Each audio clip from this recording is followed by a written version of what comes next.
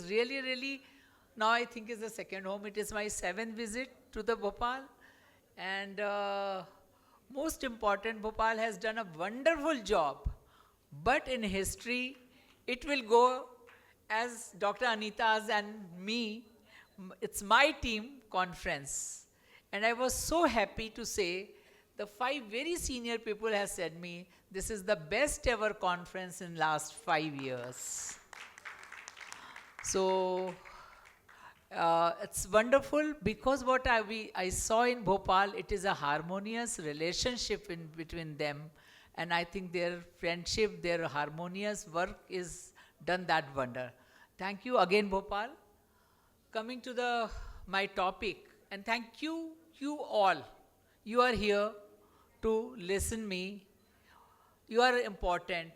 For me, whoever is here, they are more important than full of the hall and talking to each other. Thank you so much. And we cannot be here without the blessing of God. It's our gratitude which plays a second role in our life. We should be always giving the gratitude. If I am standing there, many, many people's work, motivation, guidance, and the sacrifice. The sacrifice of your husband and the child. That is the most important thing if you have reached up to this position. So, as Madam said, I have changed. So my topic is also say that the midlife metamorphosis. We have to reimagine the woman's health beyond 40. We have to talk about the hormone, we have to talk about the health, but one thing we not talk, that is the hope. In this period, the only thing which really keep you healthy is the hope for the life.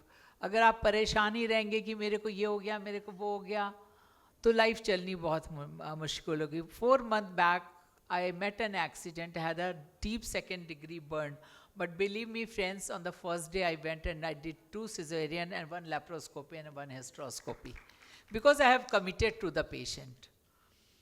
So there are moments in the midlife when the ground beneath us seems to be shift. And we find ourselves suspended between what we have been and what are yet to become. Questioningly, everything we thought we knew about our place in the world. It is as if a quiet urgency awakened with us, whispering that time is both infinite and fleeting, nudging us to seek something deeper, more meaningful. This isn't just a personal reckoning. It is a collective experience, a reflection of a word itself in the transformation. And I think it has made me change what Meena Madam has said. As we navigate these waters, we begin to see that midlife is not a crisis. I just hate 2 words. One is a midlife crisis and that second is an empty nest. Your nest cannot be empty because your kids are in your heart, and if you have given them proper love, proper affection, proper time, you're always in their heart. But you have to free them to fly. And you should have another family like yourself. Sometime मुझे लगता है मैं छोटे छोटे जो लड़कियां उनको बच्चा कह देती हूँ, उनको बुरा ना लगता हो, लेकिन for me they are really, I feel like they are my own kids. So a call to align our inner evolution with the greater awakening happening around us. So midlife is not the beginning of the decline, it's the start of transformation like a metamorphosis. When we start as a student, we are really in the stage of an egg when we selected in the PMT. And with each step, we have to change. If you remain the same, you remain there. You cannot go up. You have to metamorphose yourself. So we do not grow older, we grow riper.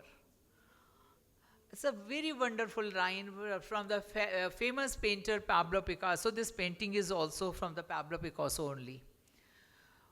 Why midlife matters? There's a 1/3 of the life is spent post-menopause. And I think that's the most beautiful life that we spend after the post-menopause. Although there's a rising burden like NCDs, osteoporosis, mental health. But yes, that also we can take in as pride, and we can try and control it also. Midlife is a window of opportunity. That's why, madam, recently in NIGF, that is a regional association of North Indian gynecologists, I have launched a program, P2P, that is postpartum to prime, to give the continuum care to the woman like a well woman clinic, as we have a well child clinic. After postpartum we forget, and in midlife when they have a problem they will come. So what we are losing the window of opportunity for the preventive care. And soon this P2P I will uh, want to spread to each and every part. There's not in the globally there are really there's anything like P2P. So this is when the prevention pays the biggest dividend. By 2030, we are going to have a 1 billion women who are more than 40. Your clinic is not flooded with only infertility or the disease. Your clinic is flooded with a woman who really wants to have a quality of life. Longevity is a new health demand, and mid health is a global priority. So it is a real revolution. Here, we are not talking only about the biology, we are writing the whole biography of that woman. It's a biological transition, it's a psychological shift. There's a challenges, but there's an opportunity. It is our field whether we see half glass empty or half glass full. Trusted health in navigators for women. You, you are a trusted person. Womb से लेके tomb तक आपने ही उनको पालना है. We are so happy, madam. अब तो आपके पास बच्चों के बच्चे भी आते होंगे. When a grown-up person enter and say, madam, आपने मुझे डिलीवर कराया था, आज मैं अपनी वाइफ को लेके आपके पास आया हूँ. That is the happiest moment at that time. You feel, wow. That means they have a confidence in you. Only then they come to you for the second generation. Need for integrated lifespan is approach beyond uterus, whole woman care. That's why I came with another thing almost 15 years back, that is the FRAG, that is the functional, regenerative and the aesthetic gynecology like ART clinic. I want every woman has a FRAG clinic. So roadmap of the midlife woman health is not just a medical issue. It is a social movement. We, OBGYN is not a specialist, not a super specialist. We are primary physician. We are the real excel of the whole society, because the woman runs a family, women run a society, and who take care of the woman? We as a OBGYN specialist. So it is not a story of an ovary, it is a whole body story. Estrogen, progesterone, testosterone is in flux.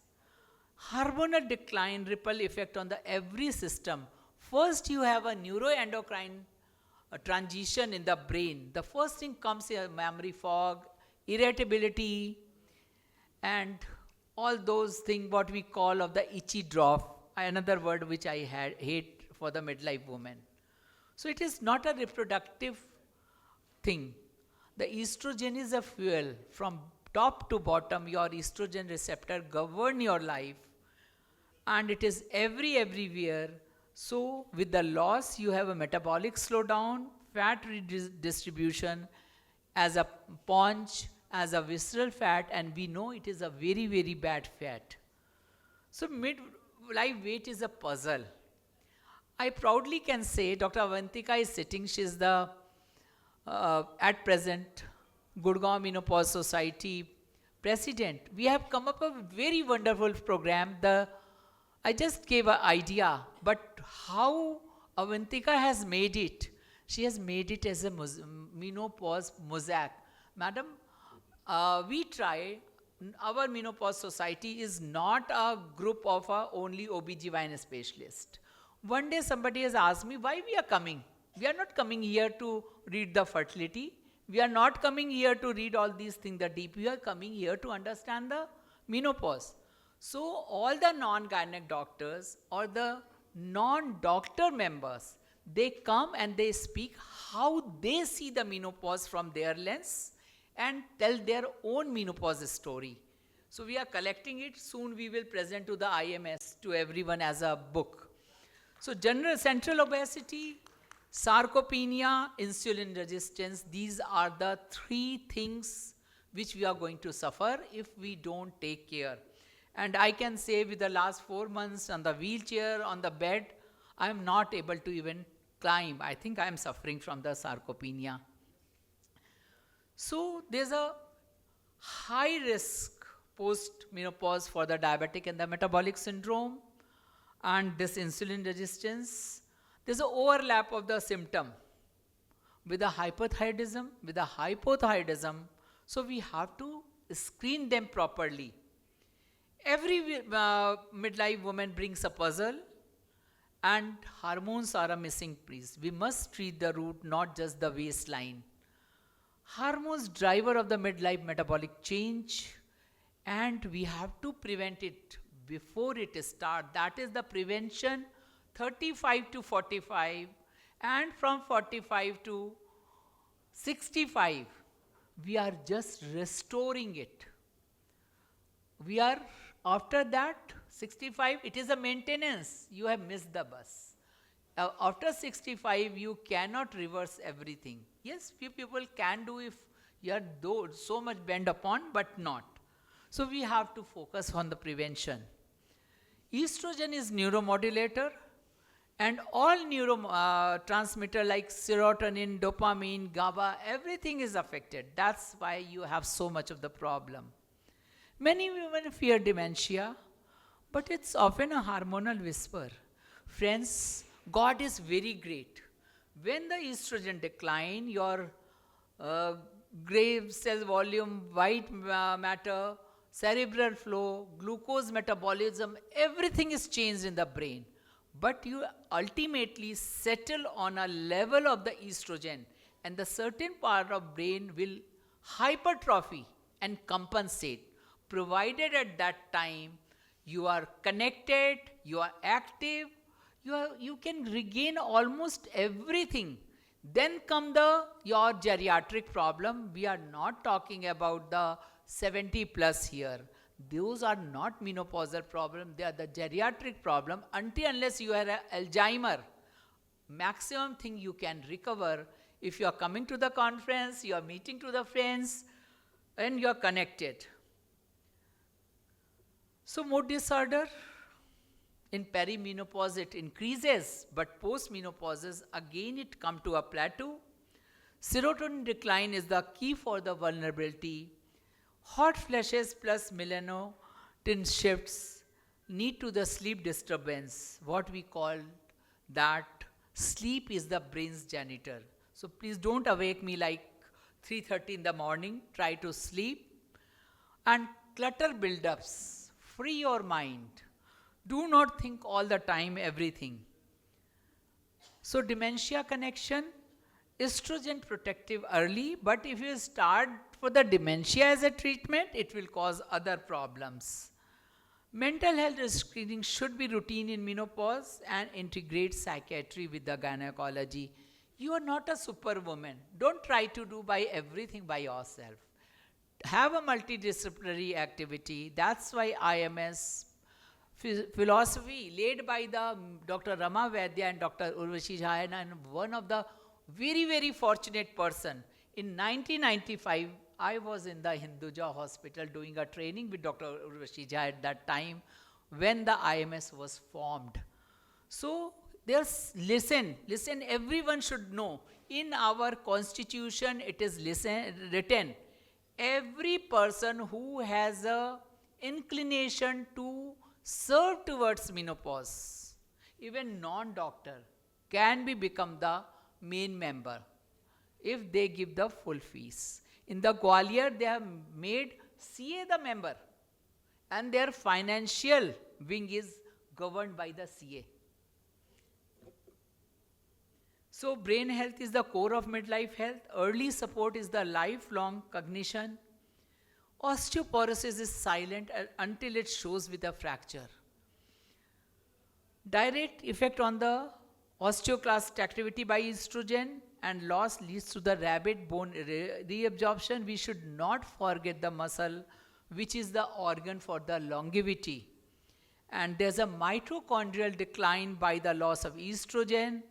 Loss of lean mass leads to the frailty. There's a two type of the muscle cells, and the type 1 and the type 2, the ratio is changed when you become old. Then you use prevention toolbox, exercise, vitamin D, calcium, MST, stress, and the sleep management is the key. Menopause is the cardiologist's concern also. The moment the estrogen is gone, you are becoming like a male. Even you have a more problem because you are not adjusted for those cardiac issues. Friends, I was always wonder why people say the estrogen has gone and you become the male-like thing. So, what they have found that digoxin, which is a most cardioprotective molecule, what they use, the structure of the digoxin and the structure of estrogen is the almost same. That's why when the estrogen is gone, your cardioprotection has gone. Increase LDL, decrease SDL, increase triglyceride, and central obesity and the insulin resistance is going to have a havoc on your life.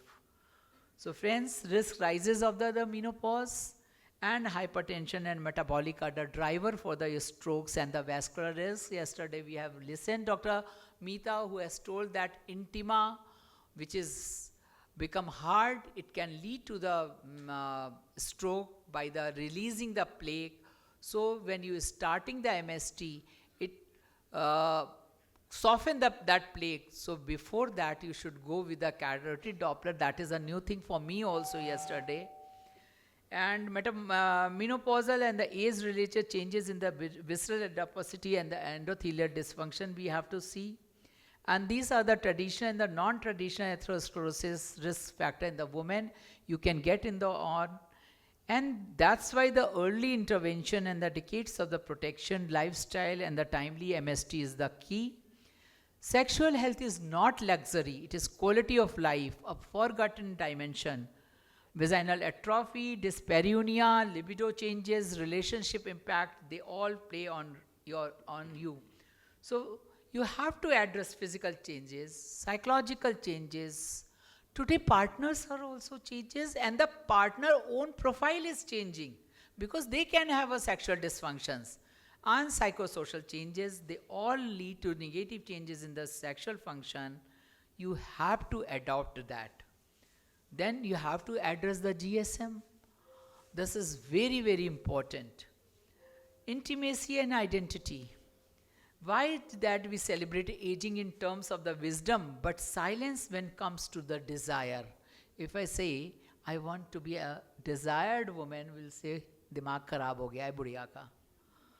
So midlife is a social movement as much as a medical. We need a menopause clinic, embrace innovation, regenerative medicine is there for each of you. You don't need a mega machine. You can start with the PRP. The digital health app, thank you Dr. Sashi wearing that MST app, brain imaging, genetic risk profiling. So setting up a menopause clinic is a valuable initiative. In nutshell, old age friendly architecture, compassionate staff, dedicated trained menopause specialists, multidisciplinary clinic, education materials, support group, financial viable, and helping in the hobby development. And this is the key of the menopause card, which is I am in making. देखिए बना के कब भेज पाती हूँ.